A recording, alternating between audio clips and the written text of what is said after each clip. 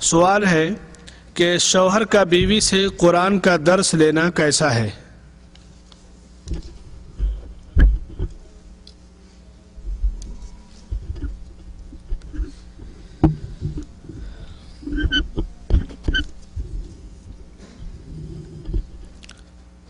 اگر بیوی عالمہ ہے اور شوہر جاہل ہے، اس کو علم نہیں، تو اگر وہ اپنی بیوی سے قرآن پڑھتا ہے، اس کا درس لیتا ہے، تفسیر سمجھتا ہے، تو اس میں کوئی حرج نہیں، کیونکہ یہ غیر محرم نہیں ہے اس کے لیے، اس کی آواز اس کے لیے حرام نہیں ہے، تو یہ اپنی بیوی سے درس لے سکتا ہے، اسباق پڑھ سکتا ہے۔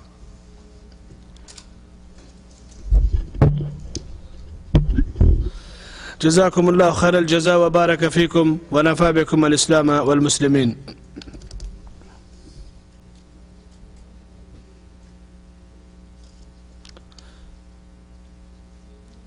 سوالات آپ بھیجیں جلدی سے تاکہ وقت کے اندر کارروائی ختم کی جا سکے۔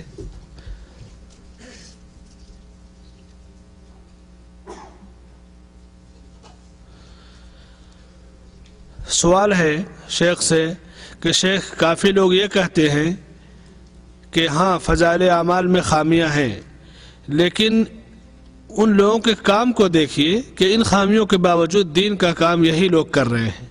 شیخ سے اس کا جواب مطلوب ہے۔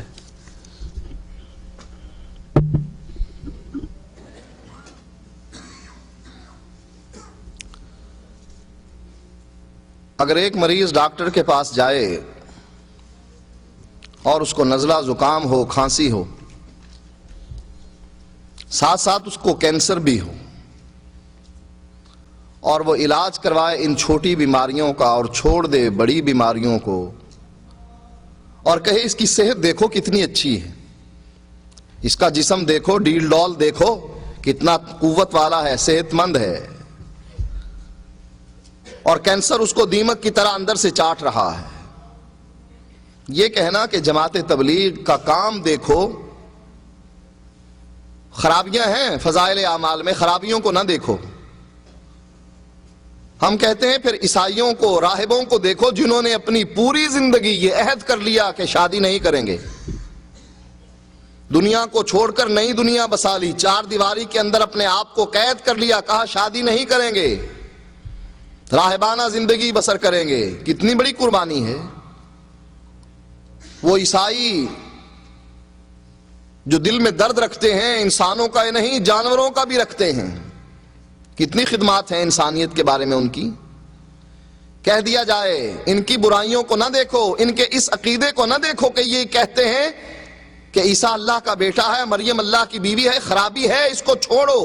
یہ دیکھو کام کتنا کر رہے ہیں، ہسپتال نہیں بنا رہے، سکول نہیں کھول رہے، سڑکیں بنا کر نہیں دے رہے، رفاع عامہ کے کام نہیں کرتے، کنویں کون کھدواتا ہے، نلکے کون لگواتا ہے ہمارے ہاں۔ ان کے عقیدے کو نہ دیکھو، برائی ان کے کام کو دیکھو۔ ہم کہیں گے پاگل، ان کا یہ کام اللہ کے ہاں قبول نہیں، اللہ سب سے پہلے عقیدے کو پوچھتا ہے۔ حضرت عائشہ رضی اللہ تعالی عنہ اللہ کے نبی سے سوال کرتی ہیں، اللہ کے نبی، دور جاہلیت میں ایک انسان تھا، بڑا سخی تھا، بہت خدمت کرتا تھا لوگوں کی، کیا اس کو فائدہ ہوگا؟ اللہ کے نبی نے فرمایا کوئی فائدہ نہیں ہوگا۔ آپ نے کہا جاؤ اعلان کر دو اس بات کا، جنت میں صرف مومن داخل ہوگا، غیر مومن جنت میں داخل نہیں ہو سکتا۔ تبلیغی جماعت کام کر رہی ہے، لوگوں کو واقعی نکال رہی ہے گھروں سے، جن کی داڑھی نہیں ہے ان کو داڑھی رکھواتی ہے، جو سگریٹ پیتا ہے سگریٹ چھوڑ دیتا ہے، جو نماز نہیں پڑھتا وہ نماز پڑھتا ہے، لیکن اس کے ساتھ ساتھ اس کا عقیدہ فضائل اعمال کی وجہ سے یہ بنتا ہے کہ قبر میں پڑا ہوا انسان جب اس کی قبر پر ایک قافلہ آتا ہے، وہ صاحب قبر جو صدیوں پہلے مر چکا تھا قبر پھاڑ کر نکلتا ہے، نکلنے کے بعد اسی قافلے کے ایک اونٹ کو ذبح کرتا ہے اور دوبارہ قبر میں داخل ہو جاتا ہے۔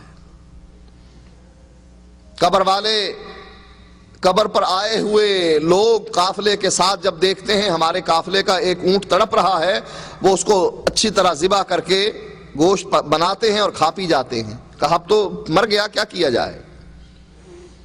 اب یہی قبر والا اپنے بیٹے کے پاس جاتا ہے، کہتا ہے اگر تو میرا بیٹا ہے تو میرا جو بختی اونٹ ہے اچھی نسل کا وہ اس کو دے دے جس کے اونٹ کو میں نے ذبح کیا ہے. مرنے والا ذبح کر رہا ہے, قبر پھاڑ رہا ہے, ٹنوں من مٹی پڑی ہے اس کے اوپر اور اس کو چیر کر نکل رہا ہے. کوئی راستہ نہیں چھوڑتے دفن کرتے ہوئے, کوئی چھوٹا سا سوراخ پانی کے لیے, ہوا کے لیے, کھانے کے لیے نہیں چھوڑتے. اچھی طرح گاڑا لگا لگا کر بند کرتے ہیں کہیں باہر نہ نکل آئے, لیکن یہ پھر باہر نکل آتا ہے. وہ اس کا ایڈریس پوچھتا ہے, قافلے والے جب وہاں سے گزرتے ہیں اس بستی سے, پوچھتا ہے ایڈریس, تم میں سے فلاں ابن فلاں کون تھا؟ کہا میں ہوں. کہا تو نے میرے باپ کے ساتھ سودا کیا تھا؟ کہا ہاں, خواب میں آئے تھے آپ کے والد اور کہتے تھے یہ اونٹ مجھے دے دے, میں تیری مہمانی کرنا چاہتا ہوں قافلے والوں کی. کہا اچھا, میرا باپ میرے پاس بھی آیا تھا اور کہتا تھا کہ یہ جو میرا اونٹ ہے جو وراثت میں تجھ کو ملا ہے یہ تجھ کو دے دے, یہ اونٹ لے لے. اونٹ دے دیا, وہ لے کر چلا گیا.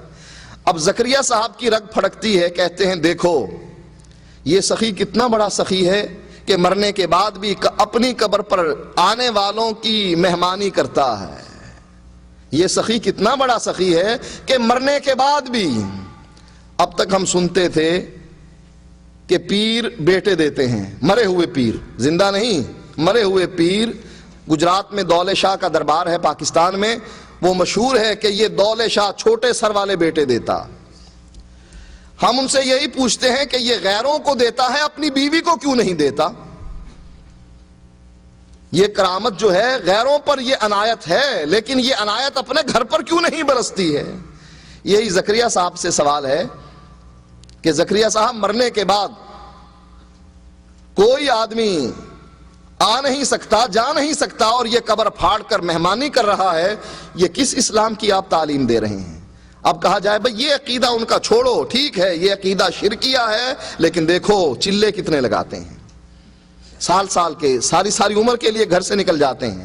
تو بھائیو ان اعمال کا اس وقت تک کوئی فائدہ نہیں جب تک سب سے بڑا جرم کائنات کا جو سب سے بڑا جرم ہے ان شرک لظلم عظیم, اس سے جب تک توبہ نہ کی جائے, اللہ کی قسم ہے ساری عمر سجدے کرتا کرتا مر جائے, ساری عمر روزے رکھتا رکھتا مر جائے, ہر سال حج کرے, قیامت کے دن اللہ کی قسم ہے کبھی جنت میں نہیں جائے گا, سیدھا جہنم میں. کیونکہ عقیدہ بنیاد ہے, ورنہ ابو طالب بھی جنت میں جائے گا. اگر عقیدہ بنیاد نہیں تو ابو طالب نے بھی دین اسلام کی بڑی خدمت کی. لہٰذا یہ کہہ دینا کہ ان کاموں کی طرف نہ دیکھیے, بلکہ ان کاموں کی طرف دیکھیے کہ لوگوں کی اصلاح کتنی کر رہے ہیں, تو یہ سوال جو ہے صحیح نہیں.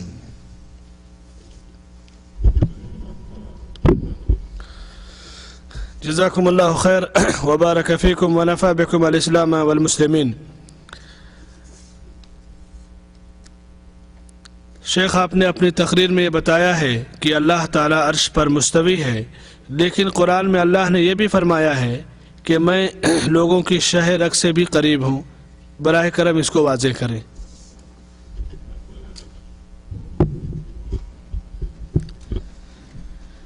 دیکھیے شاہ رگ انسان کی اس کے جسم کے اندر ہوتی ہے, یہ کھال ہے اور شاہ رگ اس کھال کے اندر ہے. شاہ رگ کٹ جائے تو سارا خون نکل جاتا ہے اور انسان مر جاتا ہے. اس کا معنی یہ ہے کہ یہ انسان کی اس کھال کے اندر ہے, اس باڈی میں ہے. اللہ شاہ رگ سے بھی زیادہ قریب ہے. کیا معنی؟ اللہ اس کے اندر گھس کر بیٹھا ہوا ہے. اگر اس آیت کا یہ معنی لیا جائے کہ اللہ شاہ رگ سے بھی زیادہ قریب ہے, اس کا معنی ہے اس کھال کے اندر جو شاہ رگ ہے اللہ اس سے بھی زیادہ قریب ہو کر بیٹھا ہوا ہے. اس آیت کا یہ معنی نہیں. اس سے مراد اللہ کا علم ہے کہ اللہ کا علم اتنا زیادہ قریب ہے جتنی تمہاری شاہ رگ قریب ہے. اور اس کی دلیل کیا ہے؟ قرآن کی آیت ہے وسع ربی کل شیء علما, اللہ نے ہر چیز کو علم کے ذریعے گھیر رکھا ہے. تو اس سے مراد علم ہے, اس سے مراد اللہ کی ذات نہیں. اللہ کی ذات آسمان پر عرش پر مستوی ہے, قرآن کی آیت سے ثابت ہے. اور یہ جو آیت پیش کی ہے کسی دوست نے, اس سے مراد اللہ کا علم ہے, اللہ کی ذات نہیں. جزاکم اللہ خیر وبارک فیکم ونفع بکم الاسلام والمسلمین. سائل نے سوال کیا ہے کہ جب بانی دیوبند کا عقیدہ غلط ہے تو کیا ہم ہر دیوبندی کو کافر کہہ سکتے ہیں؟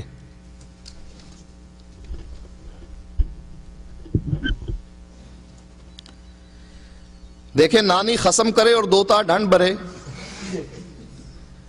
جرم تو کیا مؤسس نے اور آپ مشین گن لگا دیں دوسروں کے پیچھے کیوں؟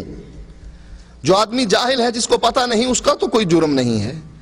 جو گناہ کر رہا ہے ایسی بنیاد رکھ رہا ہے ایسے گندے عقیدے کی شرکیہ اور کفریہ عقیدے کی تو آپ اس کے بارے میں کہیے فتویٰ پھر بھی نہ لگائیے. یہ نہ کہیے وہ کافر ہے بلکہ کہیے جو آدمی یہ عقیدہ رکھے جو آدمی جو بھی ہو چاہے میں ہی کیوں نہ ہوں جو آدمی یہ عقیدہ رکھے کہ اللہ ہر رنگ میں ہے وحدت الوجود کا عقیدہ اللہ آسمان والا زمین پر محمد صلی اللہ علیہ وسلم کی شکل میں آیا ہے ایسا آدمی دارہ اسلام سے خارج ہے. کسی پر نام لینے کی ضرورت نہیں کسی آدمی کو ہٹ کرنے کی ضرورت نہیں کہ اس کا نام لے کر کہیں کہ وہ کافر ہے. جیسے ہمارے ہاں چلتا ہے کافر کافر شیعہ کافر کافر کافر شیعہ کافر. بھئی یہ تسبیح پڑھنے سے تم کو کیا فائدہ ہوگا؟ شیعہ دور ہوں گے یا قریب ہوں گے؟ اسلام لوگوں کو اپنا قریب کرنا چاہتا ہے یا بھگانا چاہتا ہے؟ ٹھیک ہے ان کے عقیدے گندے ہیں دل میں سمجھو کہ یہ لوگ مسلمان نہیں لیکن زبان سے تسبیح پڑھنے سے تو وہ آپ کے اور مخالف بن جائیں گے. لہٰذا یہ جو مشین گن فٹ کرنا چاہتا ہے کوئی ساتھی اس کو چاہیے کہ وہ فٹ نہ کرے.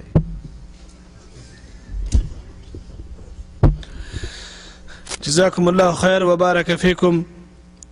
ایک صاحب نے سوال کیا ہے کہ میرا ایک دوست ہے جو دنیا کی ہر چیز میں وسیلہ دیکھتا ہے. جیسے میں سعودی آیا اس کو پتہ ہوگا میں کیسے آیا کیسے تنخواہ ملی. آپ بتائیں ہم اس کو کیسے سمجھائیں کہ یہ بات صحیح نہیں ہے؟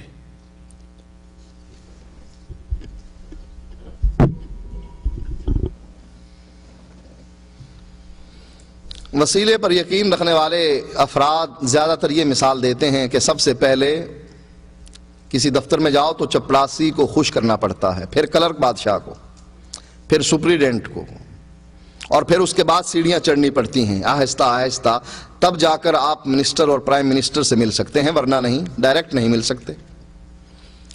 لیکن اگر کوئی منسٹر یا پرائم منسٹر کسی کا کلاس فیلو ہے اب بتلائیے اسے کلرک کی منتیں کرنی پڑیں گی.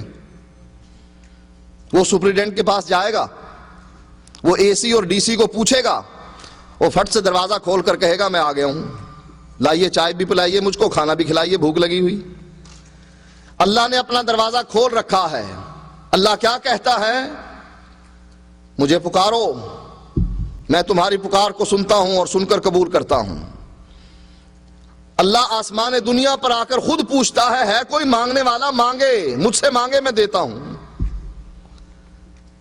اللہ کہتا ہے میں قریب ہوں. ہم کہتے ہیں تو قریب ہے لیکن ہم وہ دور سے گھوم کر آئیں گے پہلے پیر کے پاس جائیں گے پھر اس کے پاس پھر اس کے باپ کے پاس پھر نبی کے پاس نبی کا وسیلہ لیتے ہوئے تجھ تک پہنچیں گے. ڈائریکٹ نہیں آ سکتے. کیوں؟ ہم نے اللہ تعالیٰ کو دنیا کے بادشاہ جیسا سمجھا ہوا ہے کہ جیسے بادشاہوں سے ملنے کے لیے انسان کو مختلف سیڑھیاں چڑھنی پڑتی ہیں شاید اللہ کی مثال بھی ایسے ہی ہے. اللہ تو اتنا کریم ہے اپنی مخلوق پر. آپ تو انسان ہیں اشرف المخلوقات ہیں. سلیمان علیہ السلام اپنے لشکر کو لے کر نکلتے ہیں ایک چونٹی کو دیکھتے ہیں جو زمین پر لیٹی ہوئی ہے ننھی ننھی ٹانگیں ہیں آسمان کی طرف بلند کر رکھی ہیں اور کہہ رہی ہے اللہ ہم بھی تو تیری مخلوق ہیں. سلیمان علیہ السلام نے چونٹی کی بات سنی مسکرائے اور فرمایا ساتھیوں واپس پلٹ جاؤ. کہا کیوں؟ کہا اللہ تعالیٰ نے چونٹیوں کی دعا سن لی ہے اور آسمان سے بارش برسا رہا ہے. وہ رب جو چونٹی کی بھی سنتا ہے کہتا ہے مانگ مجھ سے میں تجھ کو بھی دوں گا. ہم اس رب کو کہتے ہیں نہیں ڈائریکٹ تجھ سے ہم نے کچھ نہیں لینا جو بھی لینا ہے دو نمبر دروازے سے لینا ہے. اور پھر ہم اسی کو بہانہ بناتے ہوئے کبھی پیر کی قبر پر جاتے ہیں کبھی مرشد کو راضی کرتے ہیں نظر و نیاز دیتے ہیں اس کو خوش کرتے ہیں. پیر خوش ہوگا تو رب خوش ہوگا اگر پیر ناراض تو دنیا تباہ ہو جائے گی.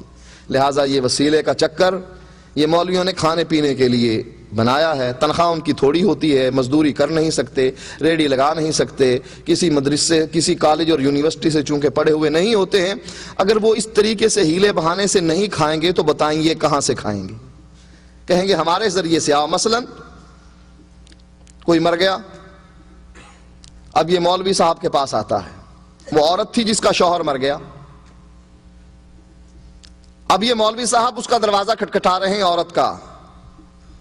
عورت پوچھتی ہے حضرت کیا بات ہے؟ کہا رات کو تمہارے میاں آئے تھے، کیا کہہ رہے تھے آپ سے؟ کہہ رہے تھے کہ میں بھوکا ہوں، ننگا ہوں، بڑا بیمار ہوں، تو کیا کیا جائے؟ کہا ان کے لیے سوٹ بنائیں، جوتیاں لیں، پگڑی بنائیں اور مرغ مسلم بنائیں، پکائیں، حلوہ ہو، فروٹ ہو، خشک میوہ ہو، کیا کریں گے آپ؟ کہا میں کھاؤں گا اور ان کو پہنچ جائے گا، یہاں سے کھائیں گے، نیچے سے نکالیں گے اور ایسا لیٹر بکس ہے کہ خود بخود وہاں پہنچ جائے گا۔ وہ عورت ذرا ہوشیار تھی، کہنے لگی حضرت صاحب جب تک زندہ تھے رات کو میرے پاس آتے تھے، اب آپ کے پاس آنے لگ گئے ہیں۔ میں ان کی بیوی ہوں، اگر لینا ہے تو مجھ سے آ کر مانگیں، آپ کے پاس لینے کے لیے کیا آئے ہیں؟ کسی کا باپ مر گیا تو باپ بیٹے کے پاس آئے گا کہ میں وراثت چھوڑ کر آیا ہوں تیرے پاس اتنے کروڑ کی، مجھے بھی کچھ دے۔ وہ جاتا ہے ڈائریکٹ مولوی صاحب کے پاس، اور مولوی صاحب کو وسیلہ بنانے کا معنی ہی یہ ہے کہ ادھر سے ڈالو ادھر سے نکالو اور تمہارے مردے کو مل جائے گا۔ اچھے سے اچھا لباس پہنتے ہیں، ایک مردہ مر جائے 40 دن مولوی صاحب کی عیش ہوتی ہے۔ 40 دن کے بعد اس کے اہل و عیال ہاتھ اٹھا کر اللہ سے دعا کرتے ہیں اللہ ایک اور مار۔ 40 دن اور گزر جاتے ہیں۔ تو یہ وسیلے کا چکر ایسا ہی ہے کہ اللہ کو ڈائریکٹ لینے کی بجائے اس طریقے سے گھوم پھر کر مانگنے کی کوشش کرتے ہیں۔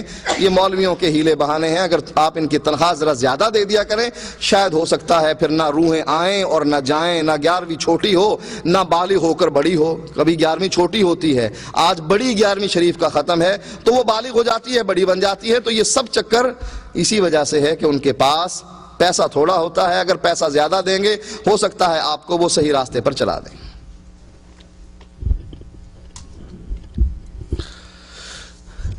جزاکم اللہ خیر وبارک فیکم ونفع بکم الاسلام والمسلمین۔ ایک صاحب نے سوال کیا ہے کہ کیا بدعت والے آدمی کے پیچھے نماز ہوتی ہے؟ اگر مجبوراً عید کی نماز پڑھنی ہو تو ہم ایسی صورت میں کیا کریں؟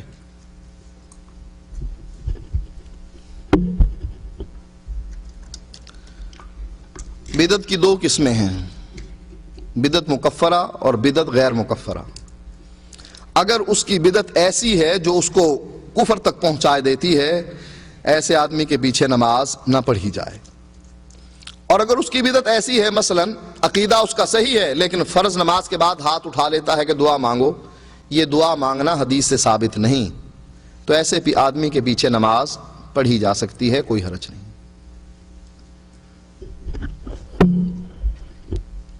جزاکم اللہ خیر وبارک فیکم۔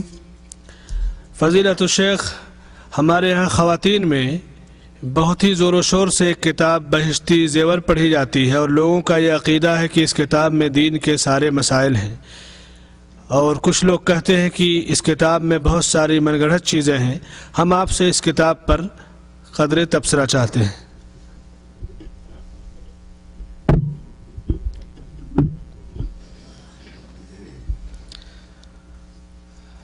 اس کتاب پر کتابیں مارکیٹ میں موجود ہیں جو ان کا تجزیہ کر کے بتلاتے ہیں کہ اس کتاب میں ہے کیا۔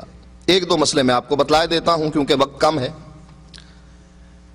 کہتے ہیں کوئی شخص اگر نہ کسی نابالغ بچی سے صحبت کرتا ہے، زنا کرتا ہے،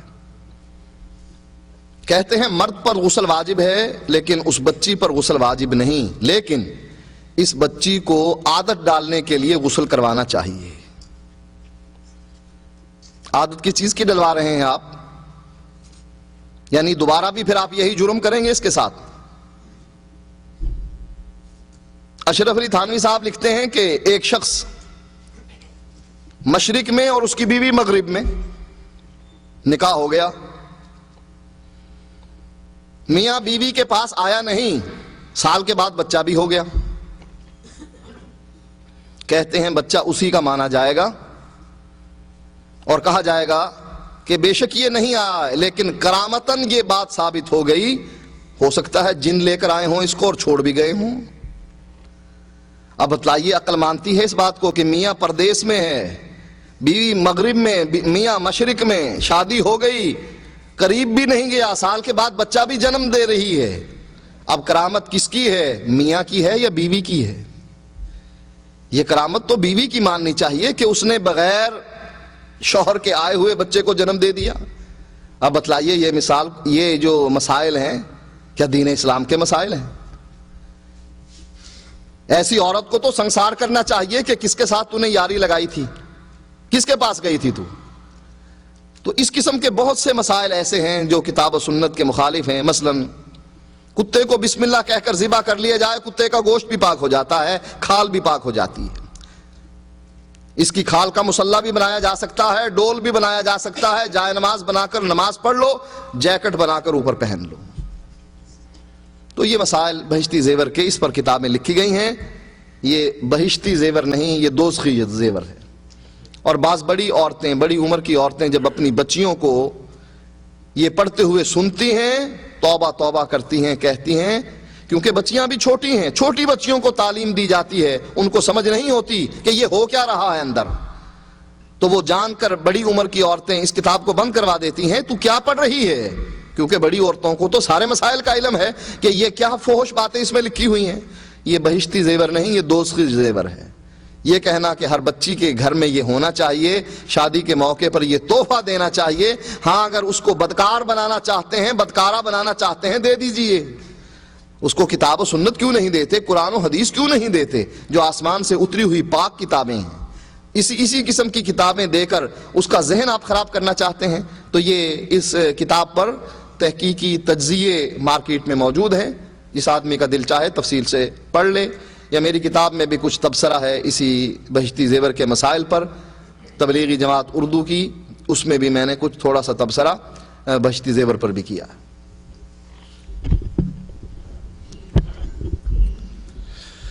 جزاکم اللہ خیر وبارک فیکم ونفع بکم الاسلام والمسلمین. شیخ صاحب، میرا سوال یہ ہے کہ ایک کافر سے میری گفتگو ہوئی تو اس نے مجھ سے کہا کہ آپ لوگ مسلمان کے گھر میں پیدا ہوئے ہیں اس لیے مسلمان ہیں، اور ہم کافر کے گھر میں پیدا ہوئے ہیں اس لیے ہم کافر ہیں. دونوں اللہ کی مرضی سے دنیا میں آئے ہیں. آپ اللہ کی مرضی سے مسلمان ہیں اور میں اللہ کی مرضی سے کافر ہوں. ہمیں جواب دیجئے کہ ہم ایسے شخص کو کیسے سمجھائیں اور کیسے مطمئن کریں؟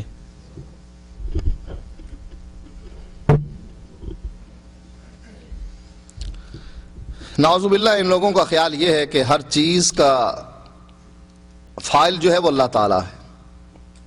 ہمیں کافر بنا دیا، تمہیں مسلم بنا دیا. ہمیں اب جہنم میں کیوں پھینکے گا؟ جرم تو خود اللہ کر رہا ہے. ہمیں کافر کہتا ہے، کافر بناتا ہے، راہ ہدایت سے دور رکھتا ہے، تمہیں راہ ہدایت عطا کرتا ہے. تو یہ جرم ہمارا تو نہیں. اب اس آدمی کو سمجھائیے کہ نہیں، اللہ قرآن میں کہتا ہے کہ ہم نے انسان کو پیدا کیا، پیدا کرنے کے بعد آزاد چھوڑ دیا، اور کیا کہا؟ اما شاکرم و اما کفورا. چاہے تو اللہ اور اس کے رسول کی بات مان کر جنت حاصل کر لے، اور چاہے تو جہنم حاصل کر لے، تیری مرضی ہے. اگر پھر بھی نہ مانے کہ نہیں یہ سب کام اللہ کے ہیں، تو جوتا اٹھائیے اور اس کے سر پر مارنے لگ جائیے. وہ پوچھے گا کیوں؟ آپ کہیے اللہ کی مرضی یہی ہے، اور اس وقت تک پیٹتے رہیے جب تک کہ وہ عقیدہ نہیں بناتا کہ نہیں، اور یہ نہیں کہتا نہیں یہ اللہ کی مرضی نہیں ہے. آپ کہیے نہیں یہی اللہ کی مرضی ہے، تیرے سر پر جوتے پڑتے رہیں گے. تو جب یہ اللہ کی مرضی نہیں، اگر وہ کہتا ہے کہ یہ اللہ کی مرضی نہیں مجھے نہ پیٹو، تو اس کا معنی یہ بھی نہیں کہ اللہ نے تجھے کافر پیدا کیا اور کافر ہی رکھا، اور تجھے مسلمان کے گھر میں پیدا کیا مسلمان ہی رکھا. اس لیے اس کو چاہیے کہ وہ تحقیق کرے اور جو صحیح بات ہے اس کو اپنائے. جزاکم اللہ خیر وبارک فیکم. محترم دوستوں اور ساتھیوں، یہاں ہم آپ کو بتا دیں کہ پروفیسر ڈاکٹر طالب الرحمن صاحب حفظہ اللہ نے پاکستان کے اندر بڑے بڑے مناظرے کیے ہیں، اور مناظرے میں حاضر جوابی سے الحمدللہ حق کی فتح حاصل ہوئی ہے. عنقریب اس کی کیسٹیں آپ کی خدمت میں آئیں گی جلد سے جلد، تاکہ آپ انہیں دیکھیں، اور جب اس قسم کا کوئی شبہ یا شوسہ آپ کا دوست یا ساتھی پیدا کرے یا پیش کرے تو اس کا مسکت جواب دے سکے.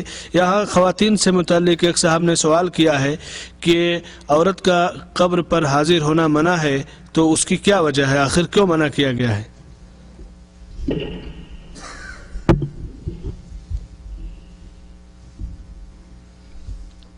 عورت کا معنی ہی عورت ہے، پوشیدہ چیز، پردے والی چیز. اس لیے عبادت کے بارے میں، نماز کے بارے میں بھی اللہ کے نبی فرماتے ہیں مسجد میں جاتی ہے اجازت دے دو، لیکن اس کی نماز جو گھر والی نماز ہے وہ مسجد سے بہتر ہے۔ مرد گھر میں نماز نہیں پڑھ سکتا، اگر پڑھے گا اس کی نماز نہیں ہوگی، بغیر شرعی مجبوری کے اگر کوئی گھر میں نماز پڑھے اور حیا علی الصلاۃ اور حیا علی الفلاح کی آواز اس کے کانوں میں پڑے اور پھر بھی مسجد میں نہ آئے۔ لیکن عورت کے بارے میں فرمایا گھر میں نماز پڑھنا بہتر ہے مسجد میں آنے سے۔ کیوں؟ اس لیے کہ یہ پردے کی چیز ہے، باہر نکلتی ہے، شیطان بھی ساتھ نکلتا ہے، لوگوں کو کہتا ہے اس کو دیکھو، چاہے وہ پردے میں ہے پھر بھی کہتا ہے دیکھو اس کو۔ تو یہ فتنے کے ڈر کی وجہ سے یہ حکم دیا گیا ہے۔ قبرستان میں جانا یہی بے پردگی اور فتنے کا مسئلہ ہے، یا یہ عورت بے صبری ہوتی ہے، وہاں جا کر آہو فغاں کرے گی، چیخے اور چلائے گی، اس لیے حکم یہی ہوا کہ عورت اس طریقے سے قبرستان میں نہ جائے۔ جزاکم اللہ خیر وبارک فیکم۔ ایک صاحب نے سوال کیا ہے کہ کل کے اجتماع میں آپ نے یہ بتایا تھا کہ حدیث کی روح سے تبلیغی جماعت میں 3 دن یا 40 دن یا 1 سال کے لیے نکلنا منع ہے، جبکہ ہم آج اپنے اہل و عیال گھر والوں کو چھوڑ کر سال اور 2 سال کے لیے سعودی عربیہ میں آ کے کماتے ہیں، تو یہ کہاں تک درست ہے؟ جب تبلیغ میں نکلنا منع ہے تو پھر کمانے کے لیے بال بچوں کو چھوڑنا یہ کیسے درست ہے؟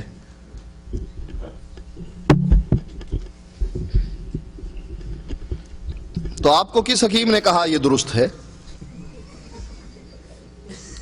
حضرت عمر رضی اللہ تعالی عنہ کے زمانے میں ایک عورت کی باتیں سنی حضرت عمر رضی اللہ تعالی عنہ نے، اور اس کا شوہر فوج کے ساتھ گیا ہوا تھا۔ اپنی بیٹی غالباً حضرت حفصہ تھیں، ان سے پوچھتے ہیں کہ ایک عورت اپنے شوہر کے بغیر کتنے دن تک صبر کر سکتی ہے؟ انہوں نے بتلایا کہ 4 مہینے۔ آپ نے اسی وقت آرڈر جاری کر دیا کہ کوئی فوجی 4 مہینے سے زیادہ اپنی ڈیوٹی پر نہ رہے، گھر آئے۔ تو آپ 2 سال کے لیے 3 سال کی جو یہاں آ بیٹھتے ہیں تو گھر میں تو پھر خرابیاں پیدا ہوں گی، اس لیے آپ کا اس طریقے سے یا تو بیوی کو ساتھ لائیں، اگر نہیں لا سکتے تو 4 مہینے کے بعد گھر جائیں، چلہ پورا کر لیں یہاں پر، کمائی کرنے کے بعد، چلہ پورا کرنے کے بعد 4 مہینے کا واپس جائیں اور جا کر ان کو مل کر آئیں، ان کے حقوق پورے کریں، پھر آ جائیں۔ اور اگر ایسا نہیں کر سکتے، رزق تو اللہ نے دینا ہے، کیا پاکستان اور ہندوستان اور بنگلہ دیش میں رہنے والے سارے ہی مر رہے ہیں فاقے سے؟ جو آپ کو یہاں آنے کی سوجی ہے کہ میں وہاں جاؤں، اور اگر وہ نہیں مر رہے، اللہ ان کو بھی رزق دے رہا ہے۔ رزق جو آسمان سے اترنا تھا آپ کے لیے اتر گیا، جو لکھا جانا تھا آپ کی تقدیر میں لکھا جا چکا، 1 دانہ نہ کم مل سکتا ہے نہ زیادہ آپ کو مل سکتا ہے۔ محنت کرنا آپ کے ذمے ہے، یہ محنت آپ اپنے ملک میں بھی کر سکتے ہیں، لہٰذا اپنے بچوں کی تربیت کے لیے، اپنی بیوی کے حقوق پورے کرنے کے لیے آپ کے لیے اس طریقے سے رہنا درست نہیں 2 3 سال تک۔ تو شیخ اس کا بولے کہ چلہ درست ہے 4 مہینے کا چلہ یا 40 دن کا؟ ہاں، باقی رہ گیا چلہ کا مسئلہ۔ جب چلہ اللہ کے نبی نے کھینچا نہیں، اپنے سندھی زبان میں چلہ کہتے ہیں، ناشتے میں ایک چیز استعمال کرتے ہیں وہ تلی ہوئی۔ تبلیغی جماعت وہاں چلی گئی اور جا کر کہنے لگی اللہ کے راستے میں چلے دو۔ ایک آدمی اٹھ کر کہتا ہے 10 چلے میری طرف سے لے لو۔ اب اس کا نام انہوں نے لکھ لیا، بڑے خوش ہوئے کہ میاں انہوں نے 10 چلے لکھوائے۔ اب جب پروگرام ختم ہوا کہا چلو، کہا کہاں چلوں؟ کہا 10 چلے لکھوائے ہیں، پہلا چلہ نکالنے کے لیے چلو۔ کہا چلے بازار سے ملتے ہیں، 10 کی بجائے 20 لے لو، جاؤں گا نہیں تمہارے ساتھ میں۔ تو یہ چلے نہ اللہ کے نبی نے لگائے نہ صحابہ نے لگائے، جنگ کے لیے جایا کرتے تھے، مختلف ملکوں کی طرف جنگ کر کے واپس آ جاتے تھے۔ جنگ میں جانے والے دوست ہی وہاں جا کر تبلیغ کیا کرتے تھے، یہ نہیں کہ علیحدہ سے اللہ کے نبی نے بستر اور لوٹے والی جماعت علیحدہ تیار کی تھی کہ تم جنگ کے لیے جاؤ خالد ابن ولید، اور تم عثمان کندھے پر ڈنڈا رکھو اور بستر اس کے ساتھ لٹکاؤ اور ساتھ لوٹا اور ہاتھ میں تسبیح ہو اور تم چلے کے لیے جاؤ۔ آپ نے ایسی کوئی جماعت نہیں نکالی۔ اللہ کے نبی نے مکے میں رہتے ہوئے صحابہ کو مدینے میں بھیجا کہ جاؤ وہاں جا کر تبلیغ کرو اور وہیں رہو۔ سوچئے جو آدمی لاہور میں رہتا ہے، وہ اپنے پڑوسی کو جانتا ہے، اپنے دوست کو جانتا ہے، رشتہ داروں کو جانتا ہے، وہ تبلیغ کر سکتا ہے ان کے درمیان، ان کو بلا سکتا ہے، چائے پر آئیے، کھائیے کھانا اور میری بات سنیے توحید و سنت کی۔ اب یہ جو لاہور والا کراچی جا کر تبلیغ کر رہا ہے جہاں اس کی کوئی واقفیت نہیں، نہ ادھر والے کو جانتا ہے نہ ادھر والے کو، سب اجنبی ہیں، اب یہ کس کو بات سمجھائے گا؟ اور کراچی والا لاہور آ کر بیٹھتا ہے۔ عقل کی بات ہے بھئی، تم ٹکٹ خرچ کر کے، پیسے خرچ کر کے کراچی والے لاہور جا رہے ہو، کیوں؟ کیا کراچی میں سب لوگ مسلمان بن گئے ہیں جو تمہیں ضرورت پیش آئی کہ اس دائرے سے نکل کر وہاں جایا جائے؟ اگر سب لوگ مسلمان بن گئے ہیں تو وہ لاہور والا یہاں کیا کرنے آ رہا ہے؟ یہ سارا چلت پھرت کا مسئلہ ہے۔ سیر کرنے کو دل چاہتا ہے، بیوی بچوں سے انسان تنگ ہو جاتا ہے، ٹینشن کی وجہ سے بی پی اپ ہوتا ہے، سوچتا ہے کہ چلو کچھ دن مری لگاؤں۔ اب ہمارے ہاں، میں اسلام آباد میں رہتا ہوں، جب گرمی زیادہ پڑتی ہے نا پنجاب میں، تو لوگ چلہ لگانے کے لیے ایوبیا اور مری کا چکر لگاتے ہیں، اور لوگ وہاں مری اور ایوبیا کے ہنستے ہیں، کہتے ہیں ہاں اب وہاں گرمی پڑی نا تو اب یہاں بھاگ کر آ گئے ہو، سردیوں میں تمہیں نہیں آنا تھا، اسلام سردیوں میں نہیں آ کر سکھا سکتے جب برف باری پڑ رہی ہوتی ہے۔ کس مصیبت میں آئے ہم، برف باری ہے پھنس جائیں گے یہاں۔ ہاں گرمیوں میں اچھا موسم ہوتا ہے، نہ اے سی کی ضرورت ہے، مزے سے یہاں مسجدوں میں رہتے ہیں، کھاتے پیتے ہیں اور سیر بھی ہو جاتی ہے، چلیں دو چار زکریا صاحب کے واقعات بھی سن لیتے ہیں۔ تو یہ احادیث سے ثابت نہیں ہے۔ چلہ یہ رہبانیت ہے، جہاں کوئی آدمی جائے مستقل رہے، بیوی بچوں کو ساتھ رکھے، دین اسلام کی تبلیغ کرے، جیسا کہ اللہ کے نبی مکے سے مدینے اپنے ساتھیوں کو بھیجتے تھے اور وہ مستقل وہیں رہ کر تبلیغ دین کیا کرتے تھے۔ جزاکم اللہ خیر وبارک فیکم۔ اس مجلس کا یہ آخری سوال ہے کہ شیخ صاحب، میں سعودی عرب میں رہتا ہوں، میری ماں حج کرنا چاہتی ہیں لیکن ان کا کوئی ساتھی نہیں ہے جس کے ساتھ وہ آ سکیں، تو کیا ایسی صورت میں میری والدہ حج کر سکتی ہیں؟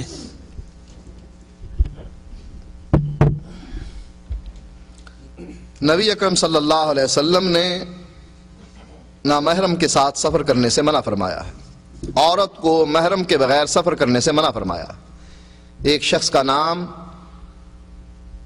لشکر میں لکھا گیا،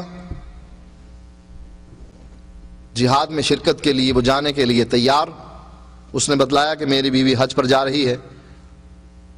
وہ عمل جو بہت اونچا عمل ہے، اللہ کے نبی نے فرمایا اس کا نام اس میں سے کاٹ دو اور جاؤ اپنی بیوی کے ساتھ جا کر حج کرو۔ کسی عورت کا نامحرم کے بغیر حج کرنا جائز نہیں، اس لیے آپ کی والدہ اگر آ رہی ہیں، ان کے ساتھ کوئی محرم آئے، ان کا بھائی ہو، ان کا بیٹا ہو، تب تو وہ حج ہو سکتا ہے، ورنہ نہیں۔